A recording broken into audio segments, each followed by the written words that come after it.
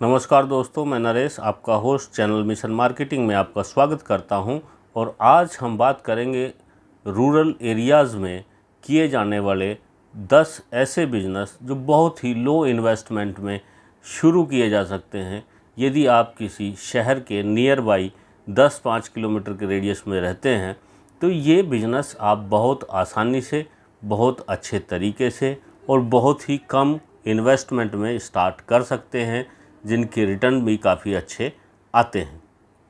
तो हम बात करते हैं सबसे पहला बिज़नेस जो गांव देहात में जिसका रॉ मटेरियल मिलता है और शहर में उसकी डिमांड 12 महीने बनी रहती है। तो ये बिज़नेस है फ्रूट एंड वेजिटेबल्स का।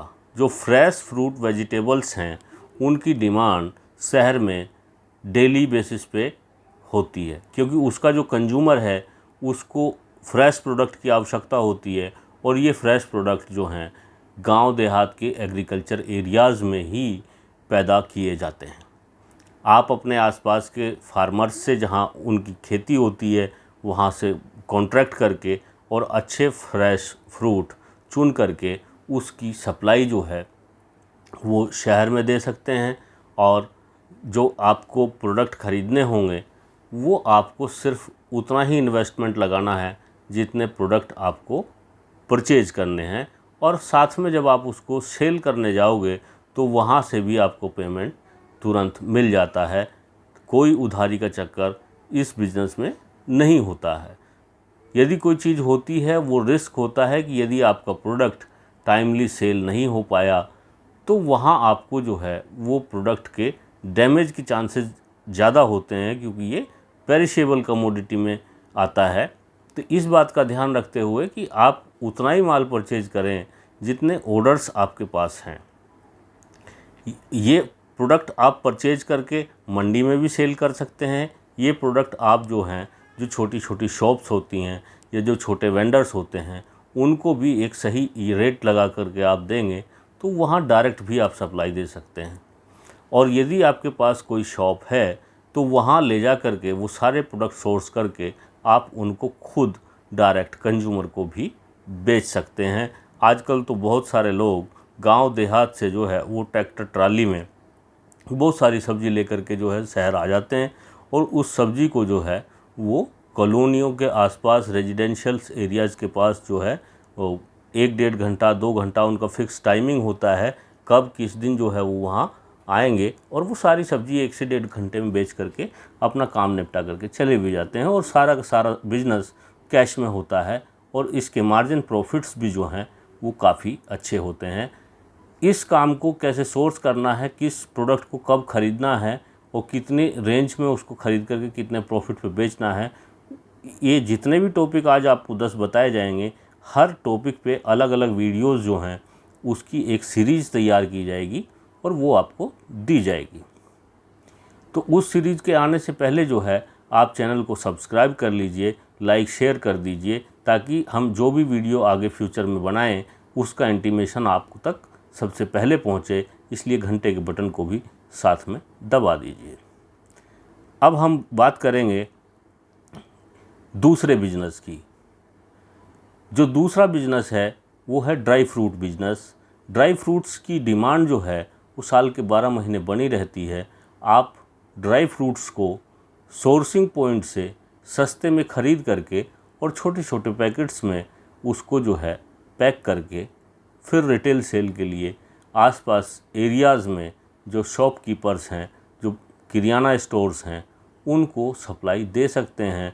यदि आपके पास कैपिटल अरेंजमेंट ठीक है तो आप अपना ब्रांड बना करके, अपनी पैकिंग अपने नाम से बना करके वो भी कर सकते हैं। और इस बिज़नेस में भी काफ़ी अच्छे मार्जिन्स और प्रॉफिट होते हैं और कोई रिस्क नहीं होता है।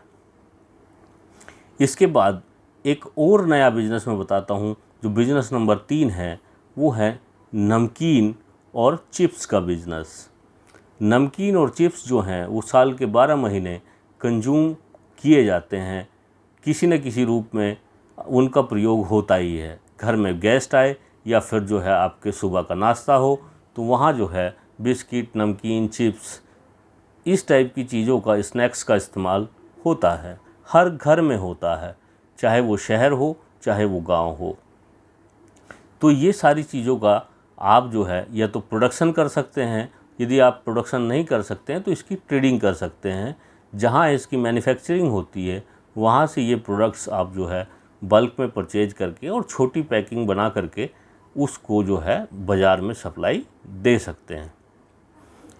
अब हम बात करते हैं चौथे बिजनेस की। चौथा बिजनेस भी फूड रिलेटेड कुछ इस तरह का ही बिजनेस है और ये बिजनेस है पापड़ और मूंग बड़ी का। पापड़ और मूंग बड़ी जो है वो आजकल ट्रेडिशनल फैशंस हो गया है कि खाने के साथ में एक पापड़ तो चाहिए ही, और मूंग बड़ी जो है उसकी सब्ज़ी बनाई जाती है। जैसे दाल बनती है उसी तरीके से उसकी भी एक अलग रेसिपी होती है। बहुत लोग इसको जो है वो पसंद करते हैं। ये मूंग दाल से भी बनाई जाती है और उड़द बड़ी के नाम से भी उड़द की बड़ियाँ बनाई जाती हैं। जैसे सोयाबीन चंक्स होते हैं उसी तरीके से ये भी होता है और ये खाने के लिए प्रयोग होता है। इसकी काफ़ी डिमांड रहती है। शहर वगैरह में जो है इसके कस्टमर अधिक होते हैं गांव के मुकाबले, तो इसकी सप्लाई आप जो है शहर के शॉपकीपर्स को दे सकते हैं। और ये प्रोडक्ट जो है वो सोर्स करने के लिए आपको हम एक इंडस्ट्री की विज़िट भी कराएंगे और आने वाले समय में पापड़ और बड़ियाँ कैसे बनती हैं उसके बारे में भी आपको विस्तार से बताएंगे। इसके बाद हम बताते हैं पॉइंट नंबर 5 कि पप्स आजकल काफ़ी चलन में है। चाहे वो राइस के पप्स हों, चाहे वो कॉर्न के पप्स हों, या फिर जो है वो कुरकुरे हों, ये सारे पप्स में ही काउंट होते हैं और इनकी भी काफ़ी अच्छी डिमांड बाज़ार में होती है। इसकी भी सप्लाई आप दे सकते हैं। इसके बाद हम जो है बात करेंगे 6 नंबर बिजनेस की, जो टी बिजनेस है, यानी कि चाय पत्ती की मार्केटिंग। ये अपने आप में एक पूरा पोर्टफोलियो होता है। चाय पत्ती की पूरी रेंज होती है और उसकी कई अलग अलग कैटेगरीज होती हैं। ये बिज़नेस काफ़ी अच्छा और प्रॉफिटेबल बिज़नेस है। गांव देहात सब जगह इसको जो है वो डेली नीड में प्रयोग किया जाता है। हर जगह इसकी रिक्वायरमेंट होती है। सिर्फ आपको जो है अपनी तरीके से इसकी मार्केटिंग चैनल को डेवलप करना होगा और सही प्रोडक्ट को सोर्स करना होगा। बस यही टेक्निक आपको इसमें फॉलो करनी है। लेकिन जब तक आपको सही जानकारी ना हो, चाय के बिज़नेस में हाथ न डालें। पहले इसकी जो है पूर्ण जानकारी जुटा लें। सोर्सिंग पॉइंट कैसे रहेगा, एंड पॉइंट कैसे रहेगा और आप इसको कैसे सेल करेंगे, क्योंकि ये जो है थोड़ा कॉस्टली प्रोडक्ट होता है और इसकी सेल बड़ी ट्रिकी होती है। यदि आप में मार्केटिंग करने की क्षमता है तो कोई मुश्किल काम नहीं है, असंभव नहीं है, लेकिन प्रॉफिट भी उसी तरीके से इसमें ज़्यादा होता है। इसके अलावा 7 नंबर पॉइंट है राइस। राइस जो है वो ऐसा नाम है जो हिंदुस्तान के हर कोने में खाया जाता है। ऐसा कोई स्टेट नहीं है, ऐसा कोई गांव नहीं है, ऐसा कोई शहर नहीं है जहां कम या ज़्यादा मात्रा में चावल का प्रयोग ना होता हो। और चावल जो है वो अलग अलग वैरायटीज़ का आता है। अलग अलग जोन में अलग अलग प्रकार का चावल खाया जाता है। हर चावल के खाने वाले ग्राहक वो अपनी पसंद के हिसाब से डिमांड करते हैं। तो आपको जो है सबसे पहले जानना होगा कि आपके एरिया में लोकली कौन सा जो है वो राइस सबसे ज़्यादा कंज्यूम किया जाता है, और उसके सोर्सिंग पॉइंट यानी कि राइस मिल से ही आप संपर्क करके या फिर किसी बड़े होलसेलर या ट्रेडर से बात करके आप कुछ स्टॉक मंगा सकते हैं और उसको छोटे छोटे हिस्सों में बांट करके आप कंज्यूमर तक पहुंचा सकते हैं। साथ में जो शॉपकीपर्स होते हैं, किराना स्टोर्स होते हैं, उनको भी आप सप्लाई दे सकते हैं और अच्छा खासा मुनाफा इसमें ले सकते हैं। इसके बाद हम 8 नंबर की बात करें तो इसी से मेल खाता हुआ बिजनेस है।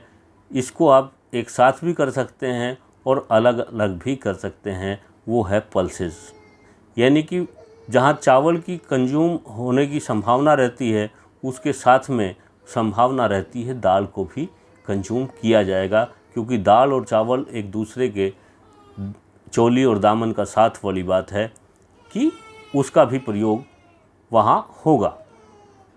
तो आप अलग अलग प्रकार की दालें भी साथ में सप्लाई दे सकते हैं, जिससे आपका ये पोर्टफोलियो और स्ट्रॉन्ग हो जाएगा। इसके बाद हम बात करेंगे 9 नंबर बिजनेस की, जो ऑयल एंड रिफाइंड का है।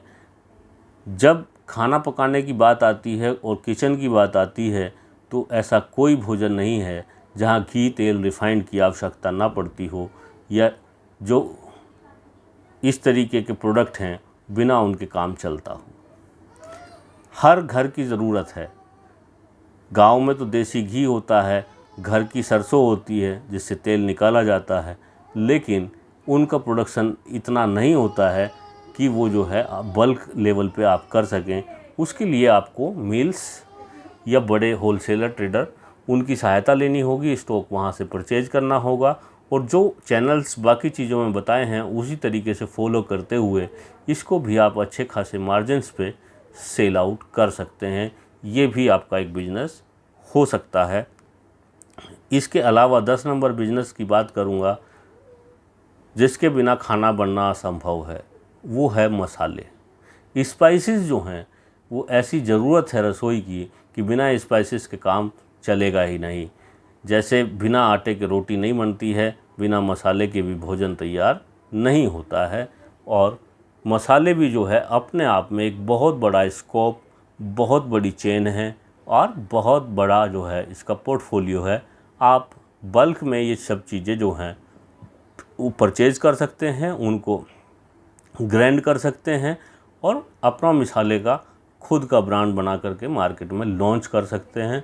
साथ में आप यदि अपना नहीं कर सकते हैं तो जो लोग कर रहे हैं उनसे आप उनके प्रोडक्ट नेगोशिएट करके अच्छे प्राइस में ले करके और उसको अपने मार्जिन रखते हुए आगे सप्लाई एंड सेल्स मार्केटिंग कर सकते हैं।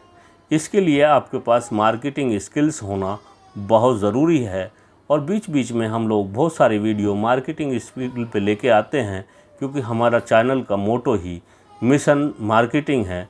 इसलिए आप जो है #मिशन मार्केटिंग को आप ट्विटर पे फॉलो कर लीजिए, यूट्यूब पे हमारे चैनल को सब्सक्राइब कर लीजिए, और इन 10 बिजनेस में से यदि आप कोई बिजनेस करते हैं तो हमें कमेंट में अपना बिजनेस और अपना मोबाइल नंबर लिख दीजिए। हमसे जो सहायता होगी हम आपकी अवश्य करेंगे, और एक यूट्यूब का ग्रुप बना करके व्हाट्सएप के ऊपर आपको उसमें रख देंगे। वहाँ पे आप डायरेक्ट अपनी समस्याएं शेयर कर सकते हैं, हमसे समाधान पूछ सकते हैं और अपनी समस्याओं को हम तक पहुँचा सकते हैं। लेकिन हर आदमी यूट्यूब से वीडियो देख करके और वो फ़ोन नंबर ले करके दिन में फ़ोन करे तो सबके फ़ोन एक साथ अटेंड होना, सबसे बात होना संभव नहीं होता है। इसलिए आप अपने नंबर्स जो हैं वो कमेंट बॉक्स में छोड़ दें।